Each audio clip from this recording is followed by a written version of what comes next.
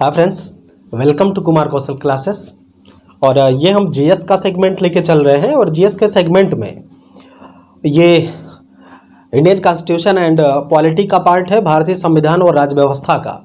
तो भारतीय संविधान और राज्य व्यवस्था के पार्ट के साथ ही साथ ये इसमें हम लोगों ने ये अब तक देखा था कि भारत में संवैधानिक विकास कैसे हुआ, और संवैधानिक विकास के आधार पर हमने ये देखा था कि 1773 के रेगुलेटिंग या फिर जितने भी एक्ट आए, चाहे वो भारत शासन अधिनियम किसी भी तरह से आया हो, किसी भी साल का भारत शासन अधिनियम रहा हो, उन सब पर हमने एक विस्तृत चर्चा करने का प्रयास किया।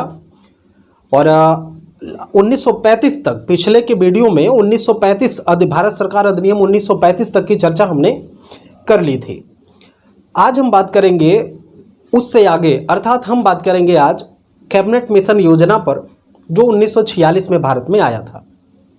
चूंकि हम धीरे धीरे बढ़ रहे हैं संविधान निर्माण प्रक्रिया की तरफ, लेकिन संविधान निर्माण को लेकर के क्या उसकी ऐतिहासिक पृष्ठभूमि रही है। संविधान निर्माण, जैसा बताया गया था कि संविधान के निर्माण में आंतरिक और बाह्य दो तरह के प्रभाव दिखाई देते हैं। तो आंतरिक प्रभाव की चर्चा हमने की, फिर बाह्य प्रभाव की चर्चा की।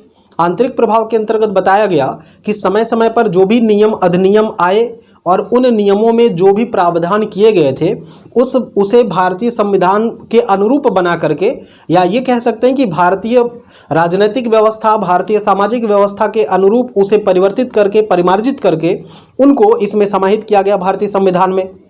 दूसरी चीज, जो बाह्य प्रभाव की बात करते हैं संविधान के निर्माण में, बाह्य प्रभाव की, तो बाह्य प्रभाव की बात अगर हम करें तो बाह्य प्रभाव का मतलब होता है कि भारतीय संविधान को बनाने में दुनिया के जिन संविधान से हमने जिन चीज़ों को लिया, जिन उपबंधों को लिया, उसे संविधान पर बाह्य प्रभाव मानेंगे। तो आंतरिक प्रभाव की चर्चा करते हुए हम लोगों ने समय समय पर आए विभिन्न भारत शासन अधिनियम पर चर्चा किया था। तो आज हमें बात करनी है कैबिनेट मिशन योजना पर, जो 1946 में आया था, और उसके बाद हम अंतरिम सरकार की भी आज चर्चा करेंगे और फिर संविधान निर्माण प्रक्रिया की ओर आगे बढ़ेंगे। बात करते हैं, अगर हम कैबिनेट मिशन योजना की बात करें तो सबसे पहले आपको ये देखना पड़ेगा कि दूसरे विश्व युद्ध के बाद 1945 में जब दूसरा सेकेंड वर्ल्ड वार के बाद, दूसरे विश्व युद्ध के बाद 1945 में ब्रिटेन में क्लीमेंट एटली की नेतृत्व में श्रमिक दल, या जिसे आप लेबर पार्टी कहते हैं, श्रमिक दल की सरकार आई। और श्रमिक दल ने क्या किया कि भारत के साथ अपने संबंधों को बेहतर बनाने के लिए और साथ ही साथ भारत में भारतीय समस्याओं का निपटारा करने के लिए इसने 3 सदस्यीय एक आयोग का गठन किया, या 3 सदस्यीय एक मिशन का गठन किया। 3 सदस्यीय मिशन में कौन कौन लोग थे, यहां पे अगर आप देखें तो 3 सदस्यीय में पहला सदस्य था पैंथिक लॉरेंस। पहला सदस्य कौन था? पैंथिक लॉरेंस था। और बाकी 2 इसके सदस्य थे, स्टेफर्ड क्रिप्स और दूसरा था एबी अलेक्जेंडर। हम बात कर रहे हैं कैबिनेट मिशन योजना की। कैबिनेट मिशन योजना 3 सदस्यीय थी, इसमें 1 अध्यक्ष और 2 इसके अन्य सदस्य थे। ध्यान से बात सुनिएगा, 3 सदस्यीय थी, ठीक है। कितने? तो 3 सदस्यीय थी। कौन अध्यक्ष था? तो पैथिक लॉरेंस इसमें अध्यक्ष था और 2 इसके सहयोगी थे, स्टेफर्ड क्रिप्स और एबी अलेक्जेंडर। इन्हीं तीनों का यह अभियान दल, जिसे हम कैबिनेट मिशन योजना कहते हैं, उसका गठन किया गया। और इसके गठन का जो मुख्य उद्देश्य था वो ये था कि भारत में संविधान सभा का गठन करके भारतीयों द्वारा भारत के लिए संविधान के निर्माण की प्रक्रिया को प्रारंभ करना। तो इस तरह से पैंथिक लॉरेंस की अध्यक्षता वाला, पैंथिक लॉरेंस के नेतृत्व वाला 3 सदस्यीय कैबिनेट मिशन 24 मार्च 1946 को दिल्ली पहुंचा। यह डेट इंपॉर्टेंट है, 24 मार्च 1946 को दिल्ली पहुंचा। और दिल्ली पहुंचने के बाद इसने अपनी योजना को प्रस्तुत किया, जिसमें कुछ शर्तें थीं, जिसमें कुछ प्रावधान किए गए थे। यहां से सवाल सीधा सीधा पूछता है तो आप एकदम इग्नोर नहीं करेंगे, इसे ध्यान से सुनेंगे बातों को, और सभी लोग ध्यान से सुनेंगे इसको। पहला जो पॉइंट इसमें हमने इंक्लूड किया है वो ये है कि संविधान सभा का गठन प्रांतीय विधान सभा के सदस्यों द्वारा अप्रत्यक्ष निर्वाचन प्रणाली के द्वारा किया जाएगा। माने कैबिनेट मिशन योजना के आधार पर जो पहली शर्त इसमें थी, हम कुछ महत्वपूर्ण बातों को ही यहाँ पे लिए हैं, पूरे कैबिनेट मिशन योजना की बातों को नहीं, लेकिन उसमें जो एग्जाम की दृष्टि से, कंपटीशन के परीक्षाओं की दृष्टि से महत्वपूर्ण है, उसी पर हम चर्चा करेंगे। तो सबसे पहले पॉइंट इसमें यह है कि जो संविधान सभा का गठन किया जाएगा वो प्रांतीय विधानसभा के सदस्यों द्वारा अप्रत्यक्ष निर्वाचन प्रणाली के आधार पर किया जाएगा, वयस्क मताधिकार पर नहीं किया जाएगा। ये बात आप नोट करेंगे।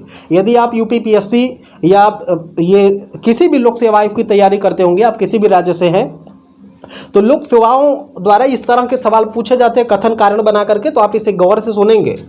तो पहली बात क्या हो गई कि कैबिनेट मिशन के आधार पर जिस तरह की संविधान सभा के निर्माण की बात की गई, उसके सदस्यों का गठन या संविधान सभा का गठन प्रांतीय विधानसभा के सदस्यों द्वारा अप्रत्यक्ष निर्वाचन प्रणाली के आधार पर किया जाएगा, वयस्क मताधिकार प्रणाली के आधार पर नहीं। ठीक है।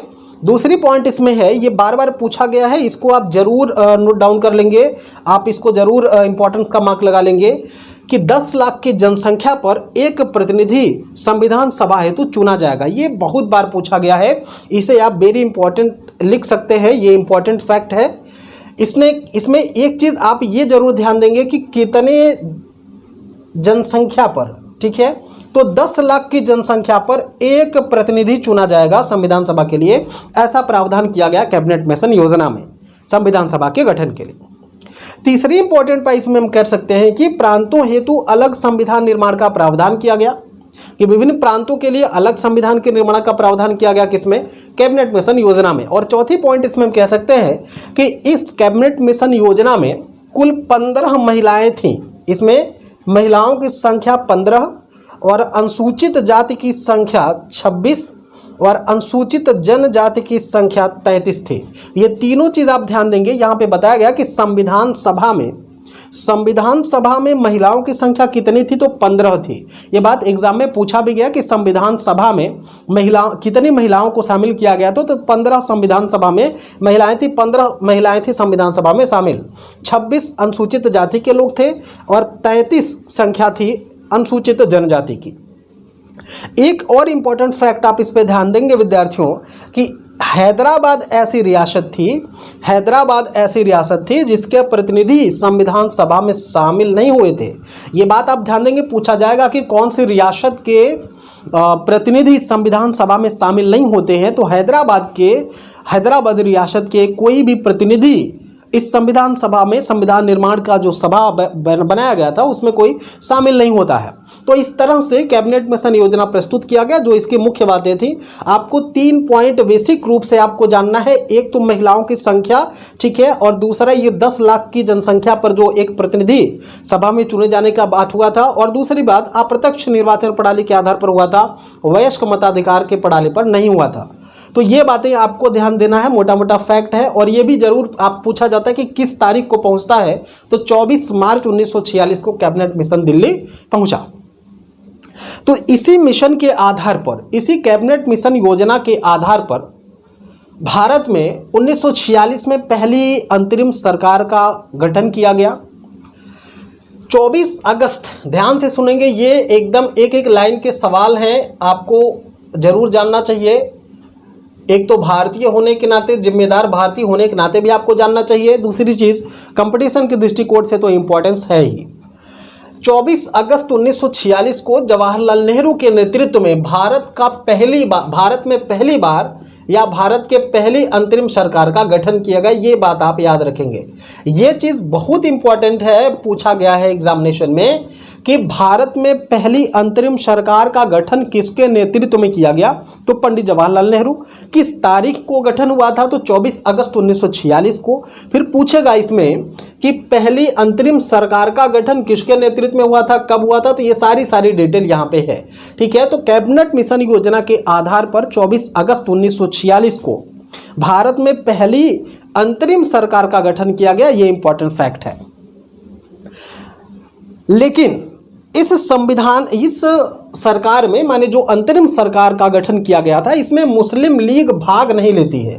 इसमें मुस्लिम लीग का कोई योगदान नहीं था, मुस्लिम लीग इसमें हिस्सा नहीं लेती है, बल्कि इसका बहिष्कार करती है। मुस्लिम लीग इसका बहिष्कार करती है। यद्यपि कुछ समय बाद, अर्थात हम कहेंगे कि 2 अक्टूबर 1946 को कांग्रेस के 3 सदस्यों ने, माने कांग्रेस मंत्रिमंडल के 3 सदस्यों ने इस्तीफा दे दिया। वो 3 सदस्य कौन कौन थे? सैयद अली जहीर, शरत चंद्र बोस और सर शाफत अहमद खान। ये 3 लोग कांग्रेस के नेता थे। आप फिर से सुन लीजिए, सैयद अली जहीर, शरत चंद्र बोस, सर शाफत अहमद खान, ये 3 लोग थे जिन्होंने 2 अक्टूबर 1946 को नेहरू के मंत्रिमंडल से इस्तीफा दे दिया। और इसी के बाद 5 लोगों को, जो मुस्लिम लीग से संबंधित थे, मुस्लिम लीग के 5 लोगों को अंतरिम मंत्रिमंडल में शामिल कर लिया गया। तो अब जो है, जो मंत्रिमंडल थी उसकी संख्या बढ़कर के 15 हो गई। माने मंत्रिमंडल में कितने लोग हो गए? 15 लोग हो गए। एक तो अध्यक्ष उसका था माउंटबेटन, लॉर्ड माउंटबेटन की ही तो अध्यक्षता में ये हो रहा था। माउंटबेटन इसके अध्यक्ष थे। तो आप देखेंगे कि एक तो माउंटबेटन है, बाकी 6 सदस्य इसमें कांग्रेस के थे। 6 सदस्य किसके थे? कांग्रेस के थे, तो 7 हो गए। 5 सदस्य इसमें मुस्लिम लीग के शामिल हो गए। जैसा हमने बताया आपको कि 3 जब कांग्रेस के निकलते हैं तो उसमें 5 सदस्य मुस्लिम लीग के शामिल हो गए। बाकी अन्य कम्युनिटीज को भी इसमें प्रतिनिधित्व दिया गया था। कैसे? यहां पे देखेंगे कि एक प्रतिनिधि था पारसी समुदाय से, एक प्रतिनिधि था सिख समुदाय से और एक प्रतिनिधि था ईसाई संप्रदाय से। तो इस तरह से हम देखते हैं कि कुल मिलाकर के ये संख्या है जो अंतरिम मंत्रिमंडल में विभिन्न समुदायों के द्वारा, विभिन्न पार्टियों के द्वारा की गई थी। एक चीज यहां से मित्रों पूछा जाता है आपसे, कई बार एग्जाम में पूछा गया है कि डॉक्टर अंबेडकर का एक वाक्य है, एक सेंटेंस है, एक मंतव्य है जो पूछा जाता है बार बार। जब मुस्लिम लीग के 5 सदस्यों को अंतरिम सरकार में शामिल किया गया, अंतरिम मंत्रिमंडल में शामिल किया गया, तो इसी बात पर टिप्पणी करते हुए डॉक्टर भीमराव अंबेडकर ने कहा था कि एक देश की सरकार जिसे 2 राष्ट्र चला रहे हैं। अंबेडकर जी ने क्या कहा था? ये जो पहली मंत्रिमंडल है इसके बारे में कहा था कि यह एक देश की सरकार है जिसे 2 राष्ट्र चला रहे हैं। क्यों?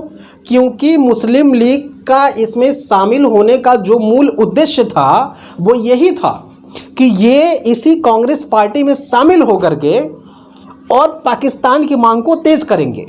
तो इसी बात को लेकर के डॉक्टर अंबेडकर ने इस पर टिप्पणी की थी कि यह एक देश की सरकार है जिसे 2 राष्ट्र चला रहे हैं। यह सीधा सीधा आपसे किस एकदम सेंटेंस से ही पूछ लेता है कि बताइए किसका वक्तव्य है। ठीक है, तो आप इसको भी ध्यान देंगे, ये डॉक्टर भीमराव अंबेडकर जी का है।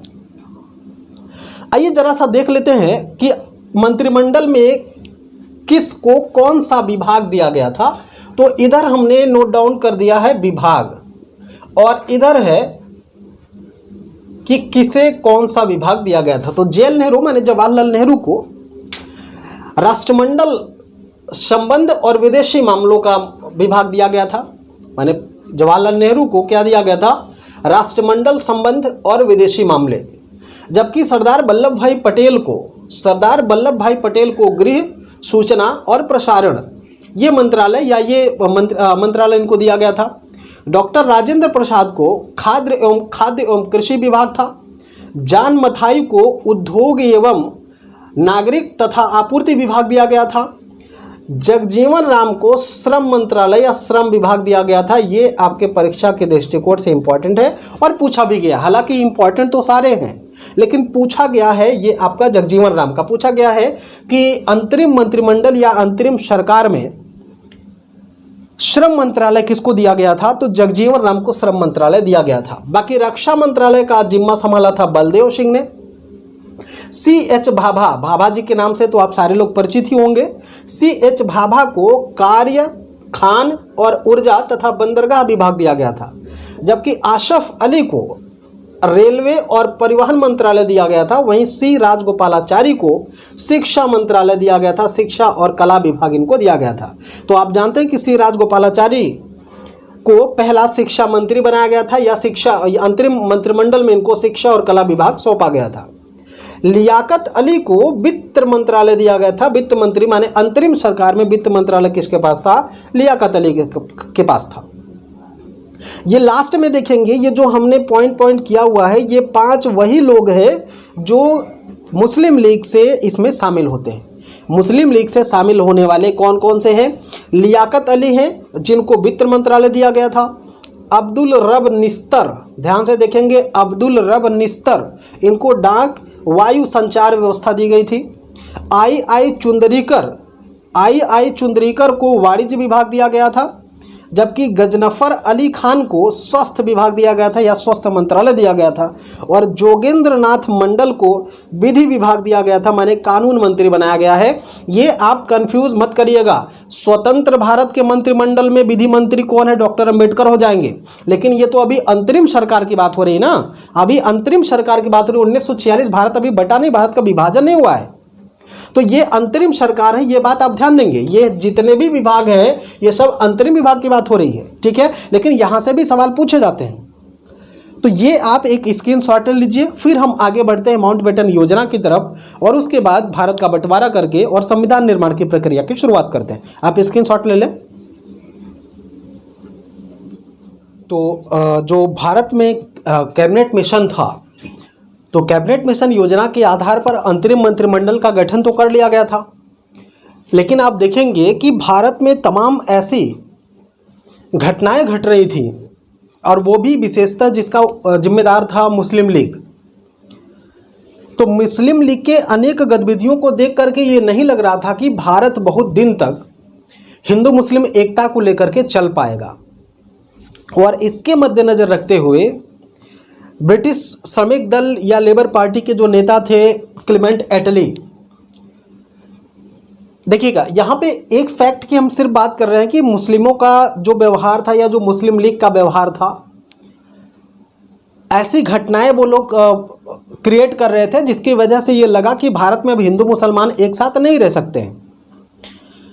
और दूसरी चीज, जो वैश्विक परिस्थिति है वो भी ब्रिटेन के ऊपर, इंग्लैंड के ऊपर कहीं ना कहीं दबाव बना रही थी भारत को आज़ाद करने के लिए। तो भारत की आज़ादी के चैप्टर में उसको देखा जाएगा, चूंकि हमें यहाँ सिर्फ माउंटबेटन योजना पे बात करनी है और भारत को स्वतंत्रता अधिनियम पर बात करनी है। तो जब अंतरिम सरकार का गठन हुआ था और उसमें जो मुस्लिम लीग के सदस्य शामिल थे, उनकी गतिविधियों ने इस बात के लिए प्रोत्साहन दिया कि दोनों समुदाय के लोग एक साथ अब नहीं रह सकते हैं। और इसी के मद्देनजर रखते हुए श्रमिक दल के जो नेतृत्वकर्ता थे, श्रमिक दल के जो प्रधानमंत्री थे ब्रिटेन के, एटली ने 20 फरवरी 1947 को एक ऐतिहासिक घोषणा किया। एटली के ऐतिहासिक घोषणा में यह बात बताई गई, यह बात कही गई कि 30 जून 1948 तक, ये डेट आप ध्यान से देखेंगे, 30 जून 1948 तक, इससे पहले ही अंग्रेज भारत को छोड़ देंगे उत्तरदायी लोगों के हाथों में उत्तरदायित्व सौंपकर। 20 फरवरी 1947 में 20 फरवरी 1947 में एटली ने ऐतिहासिक घोषणा किया कि 30 जून 1948 से पहले उत्तरदायी लोगों के हाथों में भारत का सत्ता सौंप करके अंग्रेज भारत सदैव के लिए छोड़ देंगे। इस तरह की घोषणा जब इन्होंने किया, तो और भारतीय परिस्थिति से निपटने के लिए और अपनी इस व्यवस्था को लागू करने के लिए, अपनी इस घोषणा को लागू करने के लिए एटली ने हाउस ऑफ कॉमन्स के एक बड़े समझदार व्यक्तित्व को, एक समझदार व्यक्ति को, जिनका नाम था लॉर्ड माउंटबेटन, यह योजना सौंपा भारत की आज़ादी का। भारत को आज़ाद करने की जो जिम्मेदारी थी या बंटवारा करने की जो जिम्मेदारी थी वो लॉर्ड माउंटबेटन को दिया गया। और लॉर्ड माउंटबेटन जो है ये 3 जून 1947 को अपनी रिपोर्ट प्रस्तुत करता है।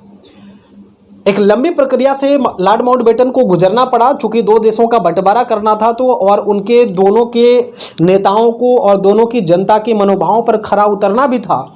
तो माउंटबेटन तमाम माथापच्ची के बाद 3 जून को अपनी योजना प्रस्तुत करते हैं, जिसे हम माउंटबेटन योजना या जून योजना के नाम से भी जानते हैं।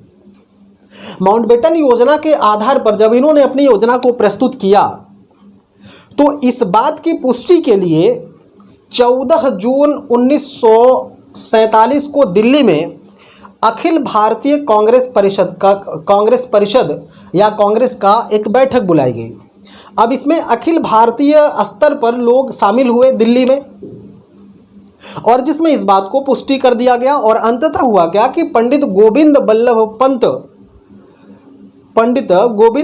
पंत ने भारत और पाकिस्तान के विभाजन का प्रस्ताव प्रस्तुत किया, जिसका समर्थन मौलाना अबुल कलाम आज़ाद ने किया था। ये इंपॉर्टेंट बात है, भारत विभाजन का प्रस्ताव किसने प्रस्तुत किया था? भारत विभाजन का प्रस्ताव किसने प्रस्तुत किया था? ये भी बल्लभ पंत जी ने। और इसका समर्थन, भारत विभाजन का समर्थन किसने किया था? ये अब्दुल कलाम से, ये मौलाना अबुल कलाम आज़ाद को लेकर के इससे सवाल पूछा गया है। ये पूछा गया है कि भारत विभाजन का समर्थन कौन से नेता करते हैं? प्रस्ताव का समर्थन तो मौलाना अबुल कलाम आज़ाद ने समर्थन किया था, जबकि इसके प्रस्ताव को गोविंद बल्लभ पंत ने प्रस्तुत किया था। और इसी के बाद भारत जो है वो दो संप्रभु राष्ट्रों में बंट गया। भारत जो है वो दो संप्रभु राष्ट्रों में बंट गया। एक तो है आपका पाकिस्तान और दूसरा भारत। मतलब भारत और पाकिस्तान के रूप में दो स्वतंत्र प्रभुत्व संपन्न राष्ट्रों का उदय हुआ। लेकिन एक चीज यहां पे आप ये देखेंगे कि देशी रियासतों को इस बात की छूट दी गई कि देशी रियासत स्वेच्छा से वो किसी भी राष्ट्र में, भारत अथवा पाकिस्तान में शामिल हो सकते हैं। देशी रियासतों को यह छूट दी गई कि वे भारत या पाकिस्तान किसी भी राष्ट्र में स्वेच्छा से शामिल हो सकते हैं, लेकिन पंजाब और बंगाल के बारे में ऐसा नियम बनाया गया कि पंजाब और बंगाल में जनमत संग्रह के आधार पर इसे भारत या पाकिस्तान में शामिल होने की बात की जाएगी। तो यहाँ पे देखेंगे माउंटबेटन योजना के आधार पर पंजाब और बंगाल पे जनमत संग्रह की बात की गई थी। बाकी सभी रियासतों को स्वतंत्र उनको छोड़ दिया गया था, वो भारत या पाकिस्तान में शामिल हो सकते हैं। और इसी के बाद इसी योजना को जब लागू किया गया तो अब ब्रिटिश संसद ने, हाउस ऑफ कॉमन्स ने 18 जुलाई 1947 को भारतीय स्वतंत्रता अधिनियम 1947 पारित किया। यहाँ पे आप देखेंगे कि 18 जुलाई 1947 को भारतीय स्वतंत्रता अधिनियम जब पारित किया गया तो उसमें कुछ बहुत सारे प्रावधान किए गए थे। कुछ मुख्य प्रावधानों पर हम चर्चा करेंगे। जैसे ये कहा गया कि 15 अगस्त 1947 को दो अधिराज्य अर्थात डोमिनियन स्टेट की स्थापना की जाएगी, और इस डोमिनियन स्टेट के आधार पर ये जो डोमिनियन स्टेट होंगे, जो अधिराज्य होंगे, वो राष्ट्रमंडल से पृथक होने के हकदार होंगे। मतलब वो चाहे तो राष्ट्रमंडल देशों में शामिल रह सकते हैं, चाहे तो वो राष्ट्रमंडल देशों की सदस्यता छोड़ सकते हैं। राष्ट्रमंडल क्या होता है? मतलब वो देश, राष्ट्रमंडल के अंतर्गत वे देश शामिल होते हैं जो कभी ना कभी इंग्लैंड के उपनिवेश रहे हों, इंग्लैंड के अधीन रहे हों। उन देशों को मिला करके राष्ट्रमंडल देश का निर्माण किया गया, सारे मिलकर के राष्ट्रमंडल कहलाते हैं। तो भारत और पाकिस्तान भी तो अंग्रेजों के अधीन रहा है, इंग्लैंड के अधीन रहा है। तो इनको ये स्वतंत्रता दी गई थी कि ये चाहे तो राष्ट्रमंडल में शामिल रहें, चाहे तो यह छोड़ दें। अगली पॉइंट देखेंगे कि वायसराय का पद समाप्त कर दिया गया। भारत से जो वायसराय का पद था इसे समाप्त कर दिया गया और दो गवर्नर जनरल का पद सृजित किया गया। दो गवर्नर जनरल का पद सृजित किया गया। भारत में माउंटबेटन को गवर्नर जनरल बनाया गया और पाकिस्तान में मोहम्मद अली जिन्ना को गवर्नर जनरल बनाया गया। जबकि भारत के पहले जो प्राइम मिनिस्टर थे पंडित जवाहरलाल नेहरू और लियाकत अली पाकिस्तान के पहले प्राइम मिनिस्टर बने। यह कहा गया कि दोनों राज्य या दोनों देश अलग अलग संविधान सभा बनाने के लिए उन्हें स्वतंत्र किया जाता है। साथ ही साथ वो किसी अपने नए संविधान का निर्माण कर सकते हैं या किसी देश के संविधान को अपना सकते हैं, किसी देश के संविधान को कॉपी कर सकते हैं। इस तरीके की छूट इनको दी गई, किसी भी देश के संविधान को ये अपना सकते हैं। लेकिन तब तक जब तक ये किसी नए संविधान का प्रबंध नहीं कर लेते हैं, तब तक 1935 अधिनियम के द्वारा इन देशों में शासन चलता रहेगा। आपको आगे अभी बताएंगे कि 1935 के अधिनियम का कितना बड़ा योगदान है भारतीय संविधान के निर्माण में। तो 1935 के द्वारा ये संविधान, ये व्यवस्थाएं चलती रहेंगी, ये भी आपके लिए एक इंपॉर्टेंट फैक्ट है। अगली बात ये है कि चूंकि भारत में ब्रिटिश ताज या ब्रिटिश क्राउन का अधिकार रहा, तो इसलिए ब्रिटिश ताज का जो देशी रियासतों पर प्रभुत्व था उसे समाप्त करने की घोषणा कर दी गई, और साथ ही साथ जो शाही उपाधि थी भारत का सम्राट, ठीक है, ये कहा जाता था ना कि भारत का सम्राट, ये शाही उपाधि धारण किया जाता था इंग्लैंड में, तो इस शब्द को भी समाप्त कर दिया गया। और इसी के साथ साथ भारत और पाकिस्तान रूपी दो अधिराज्यों के सीमा निर्धारण के लिए सीमा आयोग का गठन किया गया रेड क्लिफ की अध्यक्षता में। रेड क्लिफ की अध्यक्षता में दो सीमा आयोग का निर्धारण किया गया, गठन किया गया। एक तो है पंजाब सीमा आयोग और दूसरा है बंगाल सीमा आयोग, ठीक है। पंजाब सीमा आयोग और बंगाल सीमा आयोग दोनों की सीमा को निर्धारित करने के लिए रेड क्लिफ की अध्यक्षता में सीमा निर्धारण की गई। और आप जानते हैं कि भारत और पाकिस्तान के बीच में रेड क्लिफ सीमा है, जो बार बार पहले पूछा जाता था, हालांकि अब तो नहीं पूछा जाता। स्वतंत्र भारत के पहले और अंतिम गवर्नर जनरल बनते हैं सी राजगोपालाचारी। ये इंपॉर्टेंट फैक्ट है आपके लिए, ये पूछा गया है कि स्वतंत्र भारत का पहला गवर्नर जनरल कौन होता है या पहला और अंतिम गवर्नर जनरल कौन होता है, तो सी राजगोपालाचारी हैं। आइए हम अब थोड़ा सा ये देख लेते हैं कि स्वतंत्र भारत में जो मंत्रिमंडल था वो किस तरह से था, उसमें किसको कौन सा पद दिया गया था, और उसके बाद फिर हम संविधान निर्माण की प्रक्रिया की चर्चा करेंगे, ठीक है। तो हम देखते हैं स्वतंत्र भारत का जो पहला मंत्रिमंडल था उसमें किसको क्या दिया गया था, कौन सा पद दिया गया था, कौन सा विभाग दिया गया था। तो स्वतंत्र भारत का जो पहला मंत्रिमंडल था इसकी चर्चा करते हैं। 1947 में जो स्वतंत्र भारत का पहला मंत्रिमंडल था, यहाँ पे हमने लिस्ट बना दी है। जैसे पंडित जवाहरलाल नेहरू को ये भारत के प्रधानमंत्री थे, साथ ही साथ राष्ट्रमंडल और विदेशी मामले तथा वैज्ञानिक शोध मामले का मंत्रालय इनको मिला हुआ था, ठीक है। आगे देखेंगे कि दूसरे नंबर पे थे ये सरदार पटेल साहब को गृह सूचना प्रसारण और राज्य मामलों का मंत्रालय दिया गया था, जबकि राजेंद्र प्रसाद को खाद्य और कृषि मंत्रालय दिया गया था। मौलाना अबुल कलाम आज़ाद शिक्षा मंत्री थे, ये पूछा गया, हालांकि पूछा तो इसमें सब जाएगा, ठीक है। ये स्वतंत्र भारत का पहला मंत्रिमंडल है, किसको कौन सा विभाग मिल रहा है, कौन सा मंत्रालय मिल रहा है, ये चीज़ जानना आवश्यक है। तो आप यहाँ पे देखेंगे पंडित जवाहरलाल नेहरू प्रधानमंत्री थे और राष्ट्रमंडल, विदेशी मामले, वैज्ञानिक शोध, जबकि पटेल साहब को गृह सूचना प्रसारण और राज्य मामलों का मंत्री बनाया गया था, जबकि राजेंद्र प्रसाद खाद्य और कृषि मंत्री थे। मौलाना अबुल कलाम आज़ाद ये शिक्षा मंत्री थे, भारत के पहले शिक्षा मंत्री के रूप में, मतलब स्वतंत्र भारत के पहले शिक्षा मंत्री के रूप में इनको जाना जाता है। जबकि जान मथाई ये रेलवे और परिवहन मंत्रालय से जुड़े हुए थे, और आर.के. सन्मुख चेट्टी या सेट्टी इनका नाम मिलता है, आर.के. सन्मुख चेट्टी अथवा सेट्टी, तो ये वित्त मंत्रालय इनको दिया गया था। जबकि डॉक्टर भीमराव अंबेडकर को विधि या कानून मंत्रालय दिया गया था। तो आप जानते हैं कि स्वतंत्र भारत का पहला कानून मंत्री कौन था, तो डॉक्टर भीमराव अंबेडकर थे। यह भी एक इंपॉर्टेंट फैक्ट है। जगजीवन राम जैसे अंतरिम सरकार में भी आपने देखा था, इनको श्रम मंत्रालय दिया गया था, तो ये श्रम मंत्री रह गए। स्वतंत्र भारत में भी भारत के पहले स्वतंत्र भारत के पहले श्रम मंत्री के रूप में जगजीवन राम को जाना जाता है। सरदार बलदेव सिंह को रक्षा मंत्रालय दिया गया था, जबकि राजकुमारी अमृता कौर, ये विशेष तौर पर आप ध्यान देंगे, राजकुमारी अमृता कौर को स्वास्थ्य मंत्रालय दिया गया था, ठीक है। राजकुमारी अमृता कौर को स्वास्थ्य मंत्रालय दिया गया था, जबकि C.H. भाभा को वाणिज्य विभाग दिया गया था, और रफ़ी अहमद किदवई को संचार विभाग दिया गया था, और श्यामा प्रसाद मुखर्जी को उद्योग और आपूर्ति विभाग दिया गया था, जबकि B.N. गाडगिल को कार्य, खान और ऊर्जा मंत्रालय दिया गया था। तो ये आप ध्यान देंगे, कई बार पूछा गया है। वैश्विक आप इसमें जगजीवन राम को, डॉक्टर अंबेडकर को, और जान मथाई, मौलाना अबुल कलाम आज़ाद, राजेंद्र प्रसाद, पटेल साहब, इन सब को आप जरूर याद रखेंगे, बार बार यहाँ से सवाल पूछे जाते हैं। तो इस वीडियो में इतना ही, और अगले लेक्चर में हम ये देखेंगे कि भारत में संविधान निर्माण की प्रक्रिया कैसे होती है, और संविधान निर्माण के साथ ही साथ उस पर बाह्य प्रभाव की चर्चा कर लेंगे, ठीक है। तो अगर वीडियो मेरा अच्छा लगा हो, अगर आपको पढ़ना मेरा लेक्चर पसंद आता हो, तो आप लाइक शेयर कमेंट करिए और सब्सक्राइब करवाइए अपने मित्रों से, और खुद सब्सक्राइब करिए, और बने रहिए लाइक शेयर कमेंट के साथ।